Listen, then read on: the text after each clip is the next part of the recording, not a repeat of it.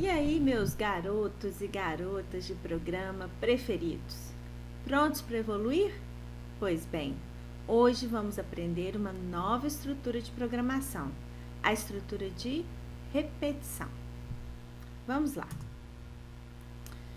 Toda vez que precisamos repetir determinado número de vezes uma determinada sequência de comandos, usamos um laço de repetição, que corresponderia repetir o mesmo trecho um número x vezes, sem ter de escrever o mesmo trecho x vezes. Vamos fazer um exemplo para vocês entenderem melhor.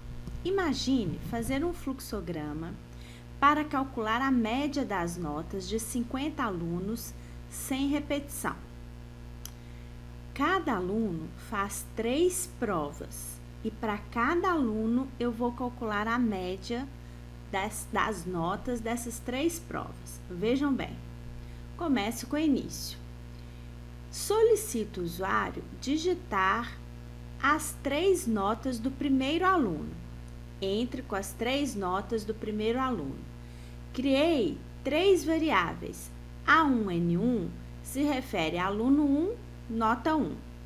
A1N2, a nota 2, A1N3, a nota 3. Eu vou fazer o cálculo da média. Somei as 3 notas, dividi por 3, calculei a média.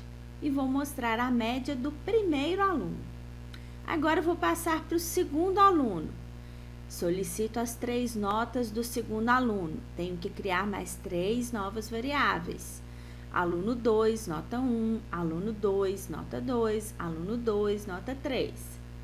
Calculo a média das notas do segundo aluno e escrevo a média do segundo aluno. Ou seja, esses 4 comandos eu vou ter que repetir 50 vezes. Imaginem só o que eu vou gastar de papel para fazer esse programa. Então, os 4 comandos eu teria que repetir 50 vezes. Agora, o mesmo fluxo utilizando uma estrutura de repetição. Vejam bem, eu sei que são 50 alunos, então eu vou criar um contador que conte cada vez que eu ler as notas de um aluno, eu vou contar mais um aluno. Prestem atenção. A minha variável C vai ser o contador e vai começar com 0. Entre com as 3 notas do aluno. Ler, nota 1, nota 2 e nota 3. Quando eu li as primeiras notas do primeiro aluno, o meu contador vai receber mais 1. Contador, que era 0, mais 1, agora o contador vai receber 1. Ou seja, primeiro aluno. Calculo a média do primeiro aluno e mostro aluno, o contador é 1, então vai aparecer aluno 1, a média é, e mostro a média que eu acabei de calcular. E pergunto, o contador é igual a 50? Não, o contador é 1. Se não, o que vai acontecer? O caminho vai voltar. Esse é o laço de repetição, que indica aonde que eu tenho que voltar. Eu vou voltar no escrever. Entro com as 3 notas do aluno, vou ler 3 notas e agora o contador vai receber mais 1. Não era 1? Mais 1? 2. Ou seja, estamos no segundo aluno. Calculo a média do segundo aluno e mostro aluno C. Quanto é C? 2. A média é, mostro a média que eu acabei de calcular. C é igual a 50? Não de novo. C é 2. Então, volta de novo. Entro com as notas do terceiro aluno. O contador agora é 3. Calculo a média, mostro a média. 3 é igual a 50? Não. Eu vou fazer isso até chegar no aluno 50. Prestem atenção. Vamos supor que eu li o 49, ele vai perguntar, 49 é igual a 50? Não. Vou solicitar as 3 notas do último aluno, do aluno 50. Vou ler essas notas e o contador agora vai ser 50. A média vai ser igual, vai calcular a média e vai mostrar. Aluno 50, a média é M. 50 é igual a 50? Sim, 50 é igual a 50. Então, fim. Olha que legal. Ele vai repetir todos os comandos que estão dentro do meu laço de repetição até que o contador chegue nos 50 alunos. Esse é um tipo de repetição chamada repetição contada. É uma repetição que eu sei antes de começar quantas vezes ele vai ser repetido. Nesse tipo de repetição, eu sempre tenho um contador, que é esse contador que vai me indicar quando a repetição vai parar de repetir. Então, toda repetição tem um teste para parar de repetir, porque toda repetição tem que ter um fim. Se ela não tiver fim, ela é um looping infinito, e isso é um erro de programação, pois nós vimos que todo programa deve ter um início e deve ter um fim. Então, toda repetição tem um teste. É esse teste que determina quando a repetição deve parar de repetir. E dentro do laço de repetição vão estar todos os comandos que vão ser repetidos. Veja bem, o computador vai solicitar 3 notas para os 50 alunos. O usuário vai ter que digitar as 50 notas vezes 3 de cada aluno. Só eu, que programador, vou diminuir o que eu vou escrever no programa. Não vou precisar repetir todos os comandos que estão sendo repetidos. Então, a estrutura de repetição, ela minimiza o trabalho do programador de escrever o programa. Porém, os comandos vão ser executados sim, as 50 vezes ou as X vezes que forem necessários. Entenderam?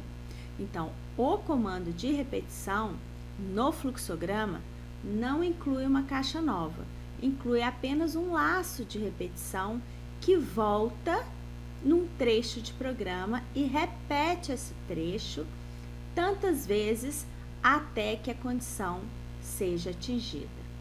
Nesse tipo de repetição contada, nós sempre vamos ter 3 passos: a inicialização do contador, o incremento do contador. O contador tem que mudar de valor para que ele possa atingir o valor que eu quero. Então, o teste de parar de repetir vai ser no contador. Eu não quero repetir até que eu chegue no aluno 50, então eu vou testar se o contador chegou no 50. Vejam bem, na estrutura que acabamos de ver, ela trabalha com uma repetição até que a condição se satisfaça. A condição é ter atingido os 50 alunos e o teste está no final do fluxograma, após a execução de todos os comandos que vão ser repetidos. A repetição é quando a condição é falsa, é no não que ele está sendo repetido. E o teste está no final do fluxograma. Quando a condição é atingida, quando ela é verdadeira, fim de programa. Porém, nem sempre é assim. Eu poderia pegar o teste e colocar no início do fluxograma e fazer que, ao contrário, os comandos sejam executados enquanto a condição é verdadeira. E aí, nós vamos utilizar uma lógica inversa. Prestem atenção. Peguei o teste e coloquei logo no início. No anterior, testamos se o contador era igual a 50. Agora, estamos testando se o contador é diferente de 50. Percebam, ele começou no 0, não começou? 0 é diferente de 50? Sim. Aí eu vou repetir o bloco de comandos. Entre com as 3 notas do aluno, leia as 3 notas, o contador é contador mais 1, calculei a média e mostrei aluno 1, a média é, e volto. 1 é diferente de 50? Sim. E eu vou repetir todo o bloco de comandos enquanto a condição for verdadeira. Quando o contador for igual a 50, ele vai parar de repetir. Quando a condição for falsa, ele para de repetir. Veja bem que a lógica é exatamente inversa da anterior, ok? O teste está no início e os comandos são executados enquanto a condição é verdadeira.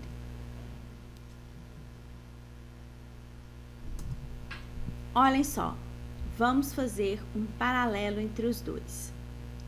Aqui eu estou com o teste no início e os comandos são repetidos se a condição for verdadeira, ou seja, ele roda no sim, no não, ele vai para o fim. Nesse outro exemplo, o teste está no final. A condição é falsa para que possam os comandos serem repetidos, ou seja, ele repete no não. No sim, ele vai para o fim. Outro ponto importante, vejam que na estrutura de repetição, nunca a repetição vai voltar na inicialização do contador.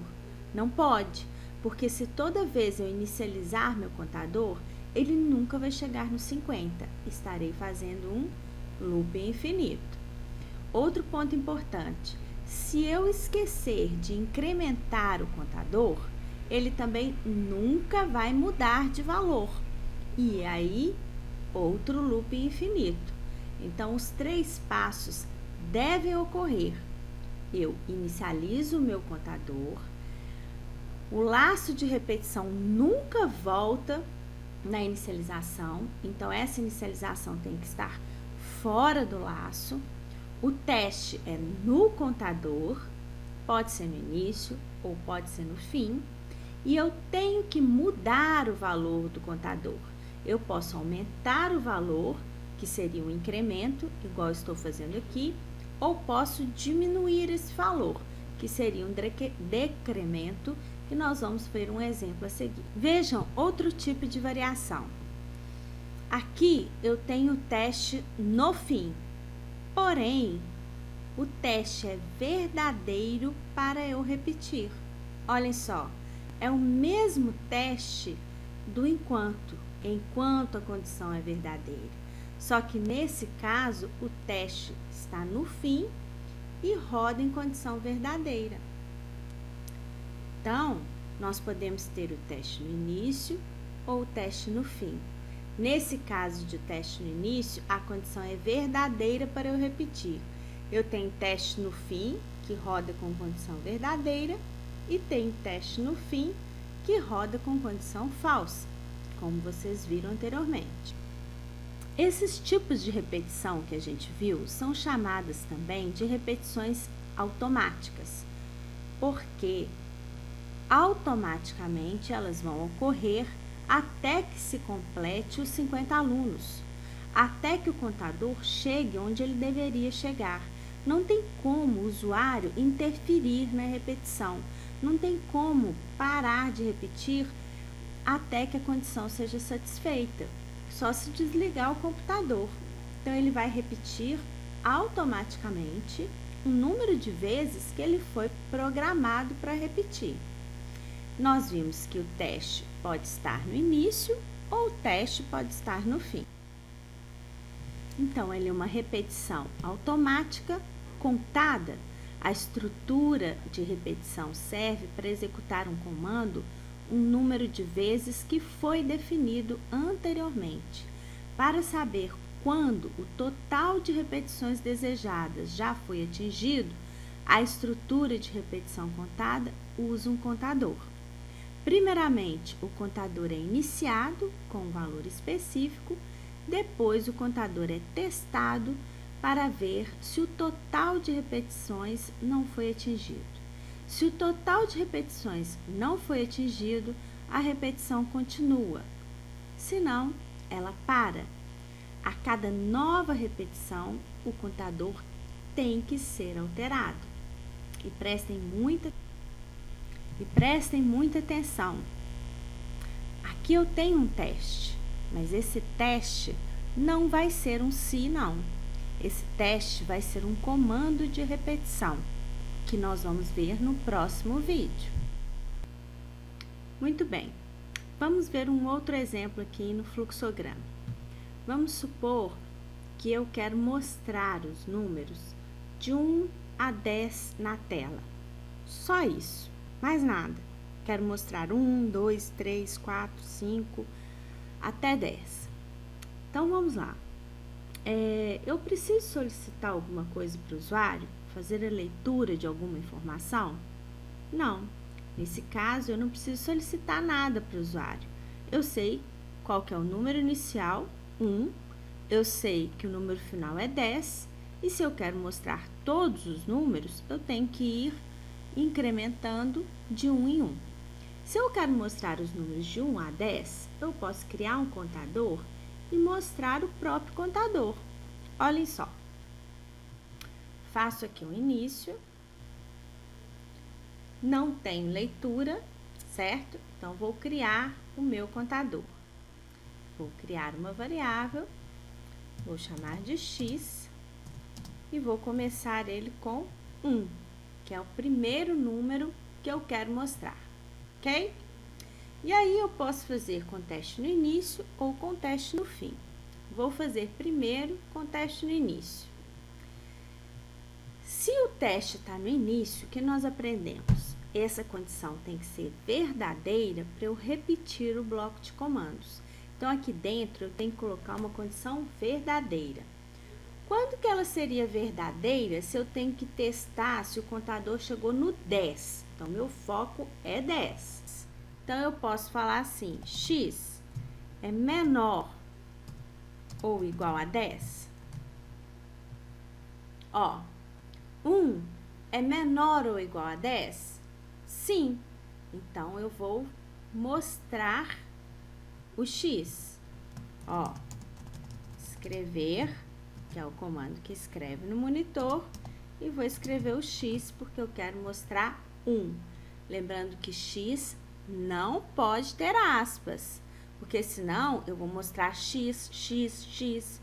Não quero mostrar x, eu quero mostrar o conteúdo de uma variável, e variável nunca tem aspas. Então, eu não coloco aspas para mostrar 1. E agora, o que eu tenho que fazer? Eu tenho que o x virar 2. Como que eu faço isso? O x vai ser igual o que está dentro do x, que é 1, mais 1. Percebam bem, um contador sempre é uma variável que está antes e depois do igual. Por quê? Porque ele está somando mais 1 no seu próprio conteúdo. Ele substitui o valor. Ele apaga o valor anterior e coloca um novo valor por cima. Então, ele vai falar, x é quanto? X é 1, mais 1 é 2. Então, agora x vai ser 2. O que eu tenho que fazer agora? Voltar. Então, eu vou criar o meu laço de repetição. 2 é menor ou igual a 10? Sim. Então, eu vou mostrar o 2. E agora? 2 mais 1, ele virou 3. Volta de novo. 3 é menor ou igual a 10? Sim. Então, eu continuo repetindo. Mostro 3. Ele virou 4. 4 é menor ou igual a 10? Sim. De novo. Vamos dar um pulo. Vamos supor que eu acabei de mostrar o 9. Ele virou 10. 10 é menor ou igual a 10? Sim, ele é igual. Então, eu vou mostrar o 10. 10 mais 1, o x agora é 11. 11 é menor ou igual a 10? Não. Então, fim. Aí, eu vou terminar o meu programa. Então, ele vai repetir todos os comandos que estão dentro do meu laço, enquanto o teste for verdadeiro. Enquanto o teste for verdadeiro, eu repito o bloco de comandos. Quando ele for falso, fim de programa. Então, vejam bem, aqui eu estou usando os 3 passos de uma repetição contada. Inicializando o contador, testando se ele chegou no valor que eu queria e mudando o valor do meu contador. Nesse exemplo, eu não tive entrada de dados, eu não tenho ler no meu programa, porque eu sei exatamente o que eu tenho que fazer. E quem é responsável por parar a minha repetição? O contador. Então, ele vai repetir automaticamente até ele chegar no valor 10. Eu não tenho como parar ele antes, ele vai repetir automaticamente. Nós vamos ver isso quando a gente rodar no Portugal. Ok, ótimo, mas nós aprendemos que tem outras estruturas também. Eu poderia fazer esse mesmo fluxograma, só com o teste no final. Vamos ver como é que ficaria?